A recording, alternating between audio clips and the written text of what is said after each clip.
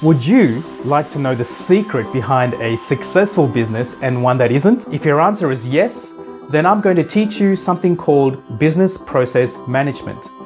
Now, if you can count to 1 to 10, then you can apply these lessons in your business.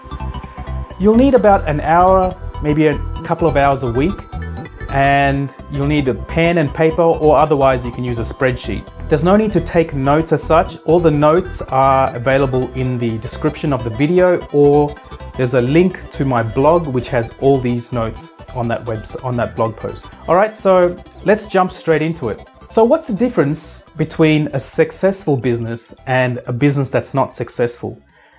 I've studied a lot of businesses. I've studied and analyzed a lot of the businesses that fail and a lot of the businesses that not only are successful, but are leaders in their industry. And one of the major traits, or one of the major things that these successful businesses have, is something called a business process. So what is a business process? Now, before jumping right into answering the question, what is a business process, let's just break down the word business and process apart, okay? So what is a business? A business is an organized group of people who coordinate their work to create, deliver, and capture value. So you might say, hey, Peter, I don't have an organized group of people or employees working for me in my business.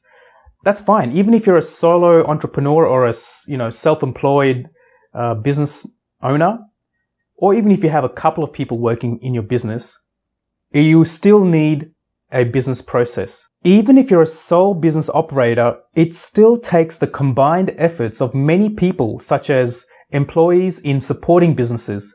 So what I mean by that is, let's say, for example, you use an answering service to take all your calls as they come in. Those people that work for you in the answering service are essentially part of your team. Or if you have a copywriter that works for you in your business, that copywriter is part of your team. So if you have a web developer, or if you have all those different other people that you employ through subcontracting, or if you get an invoice from these kind of businesses, those people form your team. Now, I want to take it another step further and say something about what is a business compared to what is a job. In my opinion, if you can take a 3-month vacation from your business and come back to your business after 3 months, and your business has improved, has appreciated in equity, or has taken on more new customers or clients, then that is what I consider is a true business. Otherwise, if you return to your business and there is somehow big problems, like you've lost customers, you've lost money, or worse still, you've come back and there's no business at all, then that is worse than a job. Because at least with a job, you can tell your boss, look, I'm going to take a couple of months vacation. Can I just use my long service leave or my holiday pay? And at least you'll get paid while you're on vacation. But if you can't do that and you say you have a business, then, well, no. And it's happened to me in the past before, where I've taken, like a 6-week holiday, gone overseas, and it's a very unsettling feeling. I never really could enjoy the holiday for the first couple of days, because even though my clients knew that I was gone, I knew that there were some clients that would be calling on me or emailing me to say, Pete, something's happened. I need your help. And, you can't help them because you're the only person that can help them, because it's a solo business. So that's what is a business, right? Let's jump on to what is a process. Now, in a business, we break up the job of creating value into chunks of tasks or activities that individuals can do according to their skill set. And we do these activities in a given sequence, like an assembly line. So if you think about how once upon a time, when automobiles were first being manufactured, they were all being done by hand. So this is before the Henry Ford time.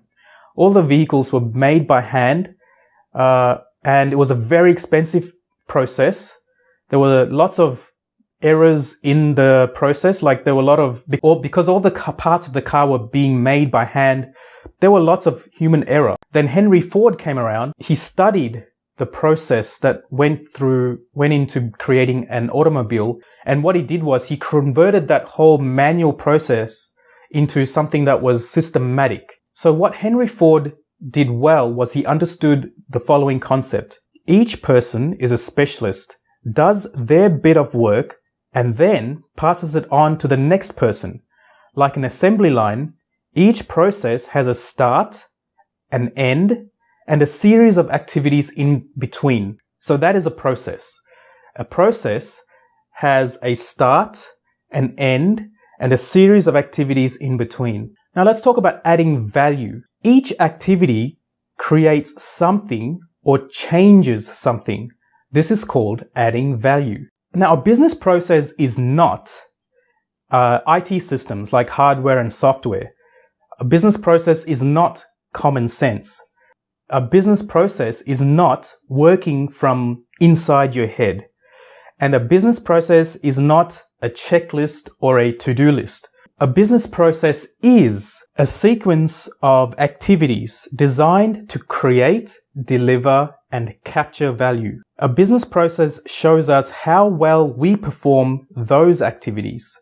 A business process shows us how long we perform those activities. A business process shows us how accurately we perform those activities. This has a huge impact on the overall output of the business and its success. We are all striving for a faster, better, more optimized business. So this video is all about introducing what is a business process. Just so in the next few days, think about in your business, what are the business processes that you can identify? In the next coming videos, I'm going to show you step by step how to identify what your processes are, and then we'll workshop together how to improve your business by systematically improving your processes. It's what I call predictable transformation. It's when you can so think about it this way, right? Companies like, you may have heard of companies like KPMG, Deloitte. These are the big management consulting businesses that offer their business process management services to big corporations who can afford the money.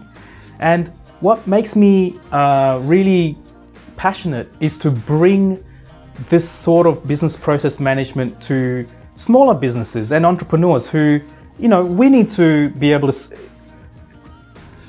The thing is, big corporations realize that the only way to improve their businesses, the only way to reduce wastage, the only way to ensure that customers are happier, that employees are happier, is by improving a business's process. 94% of business breakdowns occur because of poor business processes. And you can imagine, if your business is constantly breaking down because of upset customers, because things are falling through the cracks in your business, then there's only one answer. Let's fix your processes. Let's focus and fix your processes. So that's what we'll be doing in the coming videos. I'll be using examples and case studies. If you would like me to use your business as an example, then let me know in the comments below. In fact, it would be nice to use your business as a case study, because there may be other entrepreneurs who are watching this series who have a similar business to yours. Okay, so thank you very much for your attention. I'll be leaving all the show notes and everything in the description below. There's a link to my blog post, which also has all these notes in there. And if you feel like this is going to be useful to other entrepreneurs and friends that you know, then feel free to share it. And remember to subscribe to my channel to be notified of when new videos come out. And remember, together we are better.